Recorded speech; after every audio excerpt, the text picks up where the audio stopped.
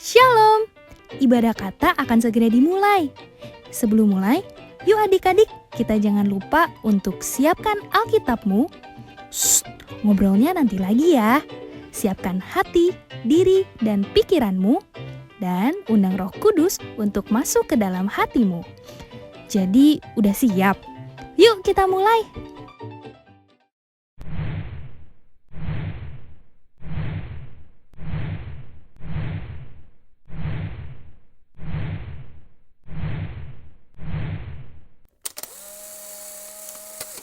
Adik-adik semua, bertemu lagi di sini bersama Kakak Milka, Kakak Enji.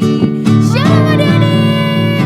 Wah, kita udah lama banget gak ketemu nih. Kakak Enji kangen banget sama adik-adik.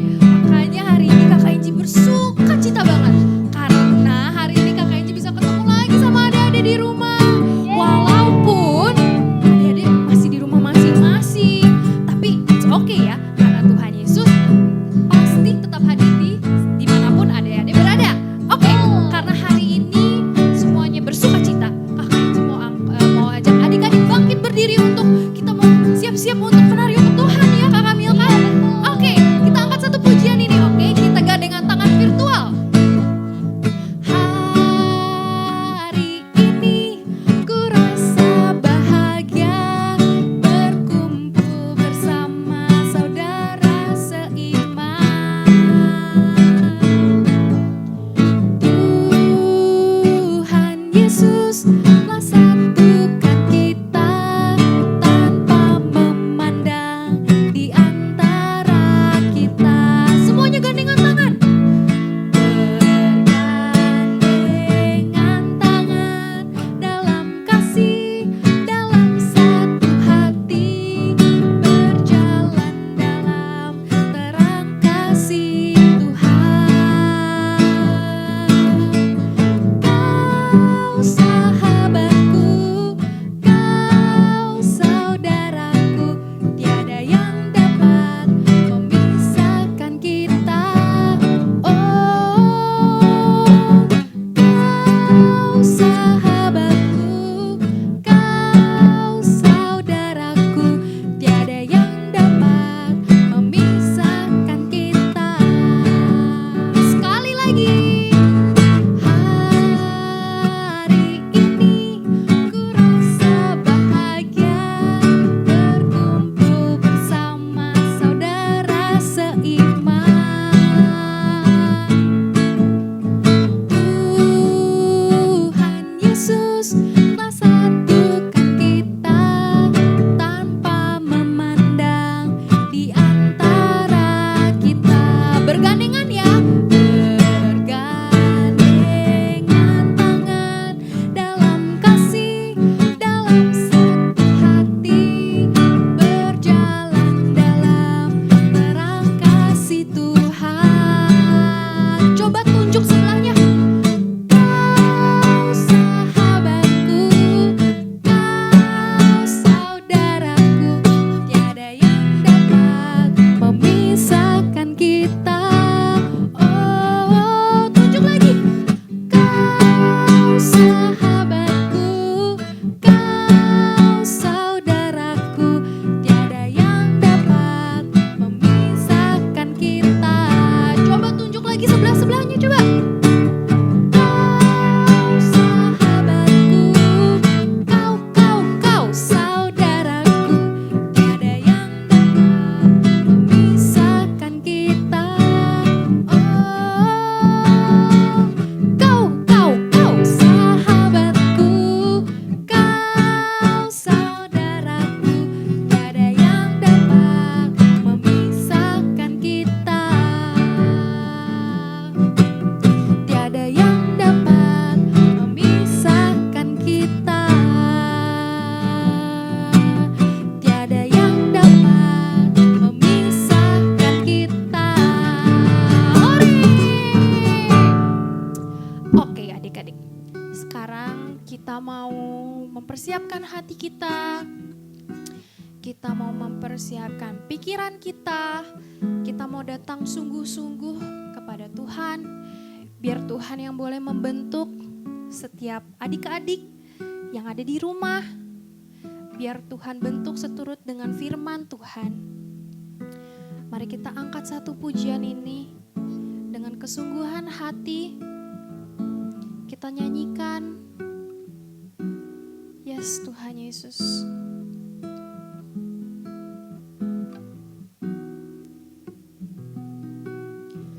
Bagaikan bejana siap dibentuk, demikian hidupku di tangan-Mu.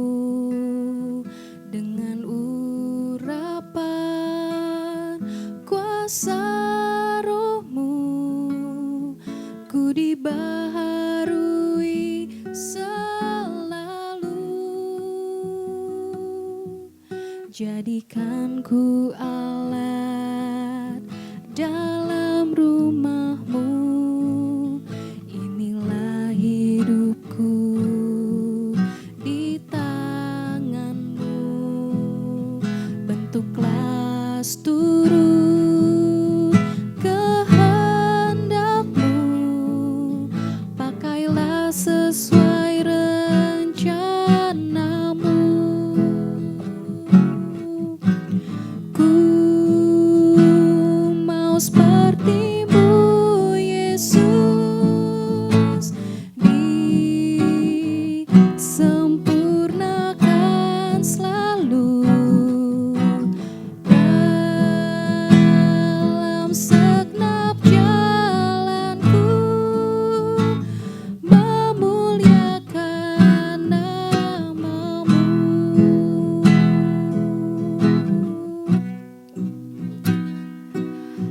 Bagaikan bejana siap dibentuk, demikian hidupku di tangan-Mu. Dengan urapan kuasa Roh-Mu, ku dibaharui selalu. Jadikan ku alat dalam rumah-Mu. Inilah hidupku di tangan-Mu. Dengan seturut kehendak-Mu, pakailah sesuai rencana-Mu. Ku mau seperti-Mu, Yesus, disempurnakan selalu dalam segenap jalanku, memuliakan nama-Mu.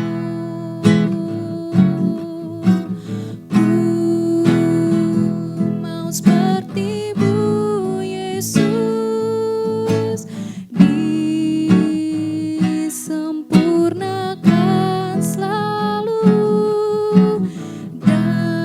dalam segenap jalanku, memuliakan nama-Mu.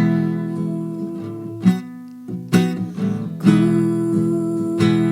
mau seperti-Mu, Yesus, disempurnakan selalu dalam segenap jalanku, memuliakan nama-Mu. Dalam segenap jalanku, memuliakan nama-Mu. Memuliakan nama-Mu.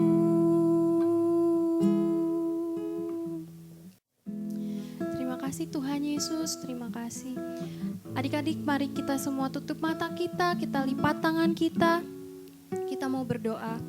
Tuhan Yesus, terima kasih Tuhan kalau pada pagi hari ini adik-adik semua yang ada di rumah masih boleh diberikan kesehatan. Begitu juga dengan kakak-kakak, Tuhan terima kasih.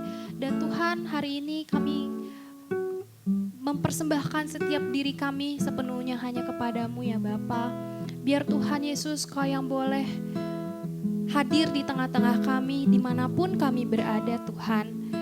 Dan biar Tuhan kami boleh benar-benar fokus hanya untuk memuliakan nama-Mu saja, tidak ada suatu hal apapun yang boleh mendistraksi kami dengan Engkau ya Bapa. Terima kasih Tuhan Yesus, kami siap untuk meninggikan, memuliakan nama-Mu dengan lebih dan lebih lagi. Hanya di dalam nama-Mu saja kami berdoa dan mengucap syukur. Haleluya, amin. Oke adik-adik, tahu gak adik-adik? Kalau Tuhan itu bisa ngelihat adik-adik dimanapun adik-adik berada. Tahu gak Kakak Mimil? Nggak tahu. Aduh, kalau adik-adik lagi di bawah meja, lagi di dalam selimut, atau lagi sembunyi di dalam lemari, Tuhan Yesus tuh bisa melihat tahu. Maka dari itu kita harus senantiasa menjaga kesucian hati kita, karena Tuhan Yesus itu tahu apapun yang kita perbuat. Kita nyanyikan satu lagu ini ya.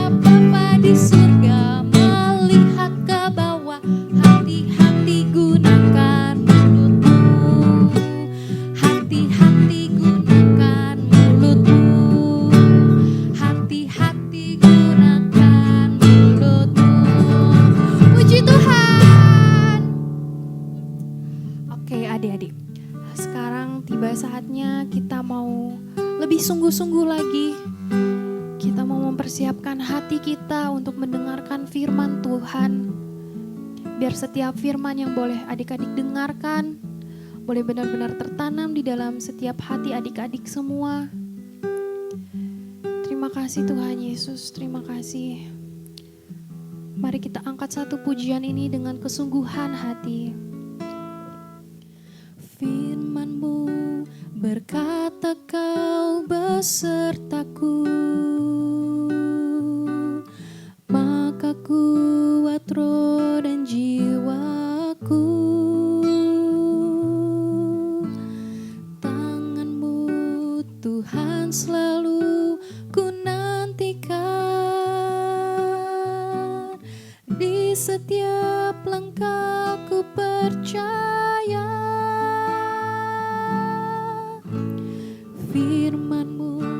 berkata kau besertaku, maka kuat roh dan jiwaku. Tanganmu Tuhan selalu ku nantikan, di setiap langkahku percaya, dengan sayapmu ku akan terbang tinggi di tengah badai hidup. Ku tak menyerah, kau kekuatan dan pelindungan bagiku. Pertolonganmu di tempat maha tinggi, ku mengangkat tanganku, aku berserah. Kau ku nantikan, kau yang ku sembah, Yesusku, Rajaku.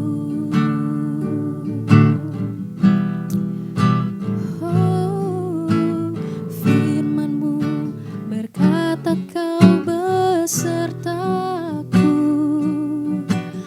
maka kuat roh dan jiwaku. Tangan-Mu Tuhan selalu ku nantikan, di setiap langkahku percaya, dengan sayapmu ku akan terbang tinggi di tengah badai hidup. Ku tak menyerah, kau kekuatan dan pelindungan bagiku. Pertolonganmu di tempat maha tinggi, ku mengangkat tanganku, aku berserah. Kau ku nantikan, kau yang ku sembah, Yesusku, Rajaku.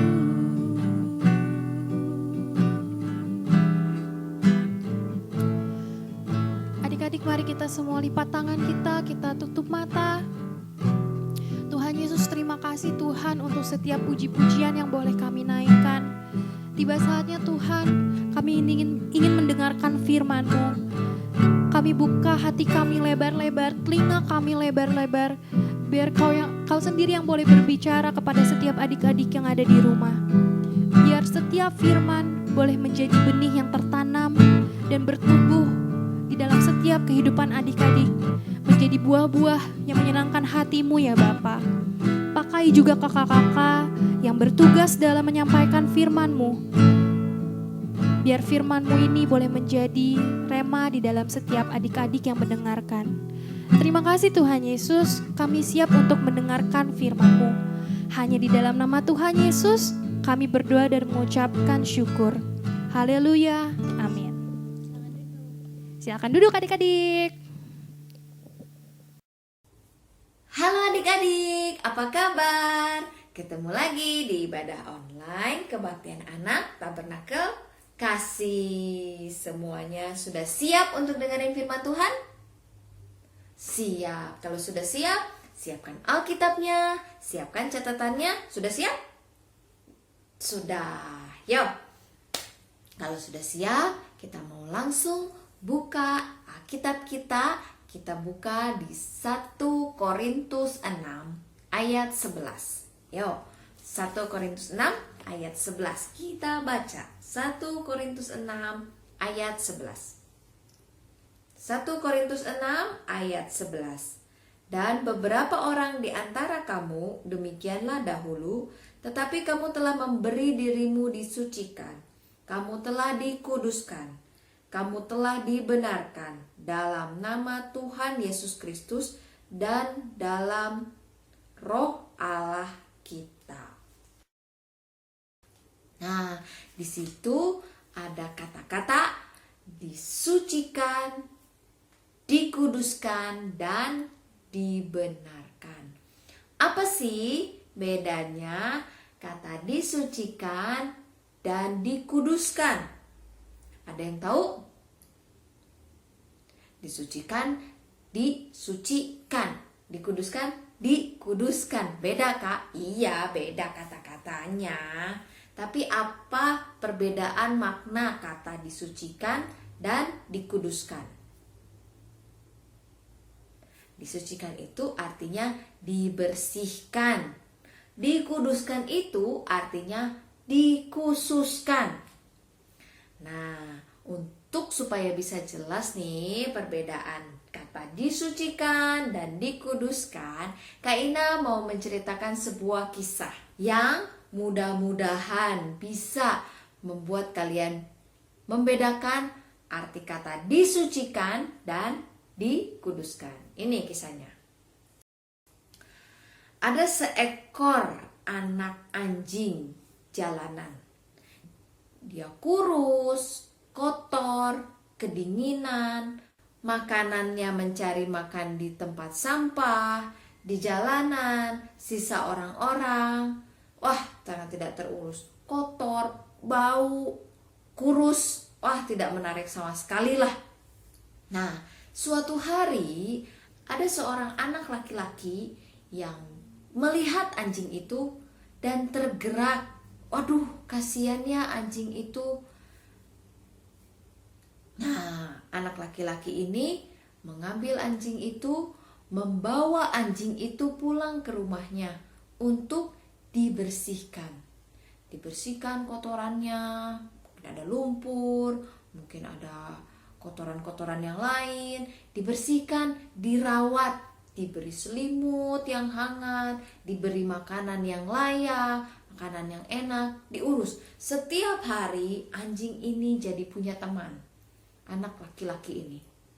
Dia bermain, dia diberi makan, diberi tempat tinggal, diberi segala fasilitas.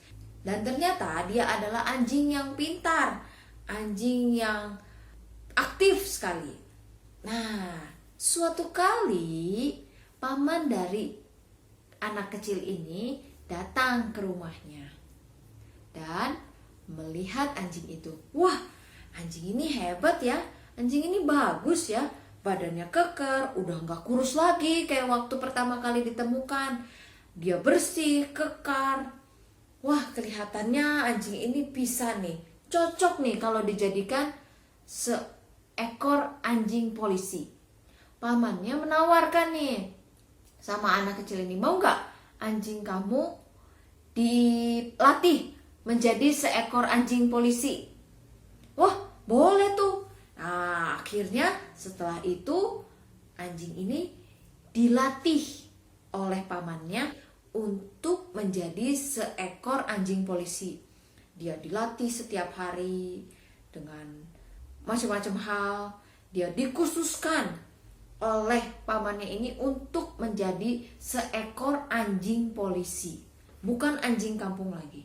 Nah, hari berlalu dan akhirnya anjing ini menjadi seekor anjing polisi yang baik. Anjing polisi yang khusus membantu polisi. Nah, itulah kisahnya.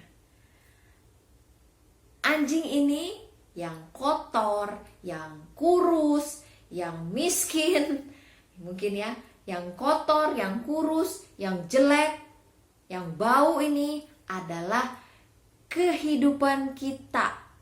Kehidupan kita manusia yang penuh dengan dosa, yang kotor oleh dosa, yang kurus karena melakukan dosa, yang tidak diberkati karena melakukan dosa. Nah, hidup kita yang kotor, yang kurus, yang bau, yang segala rupa ini disucikan, dibersihkan dosanya. Disucikan, dibersihkan dosanya oleh kematian Tuhan Yesus di atas kayu salib. Karena kasih Allah akan dunia ini, karena kasih Allah akan manusia, sehingga Yesus mati di atas kayu salib untuk menebus dosa kita manusia, untuk menyucikan kita dari segala dosa-dosa kita, membersihkan hidup kita dari dosa. Nah, sehingga hidup kita menjadi bersih. Kita tadi 1 Korintus 6 ayat 11 bilang memberi diri disucikan.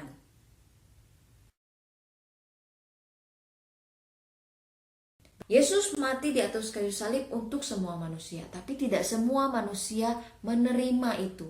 Kalau manusia itu tidak datang kepada Tuhan untuk menerima penyucian itu. Ya, anjing ini bisa saja kabur dari si anak ini ketika mau diambil, ketika mau dibersihkan, bisa saja. Nah, manusia bisa saja tidak mau menerima penyucian dosa dari Yesus yang sudah mati di atas kayu salib untuk semua dosa manusia. Nah, kita yang mau menerima Yesus sebagai juru selamat itu menerima penyucian, pembersihan dosa yang sudah lalu, yang pernah kita lakukan, sehingga kita menjadi suci, menjadi bersih dari dosa. Nah, setelah kita bersih dari dosa, kita dikhususkan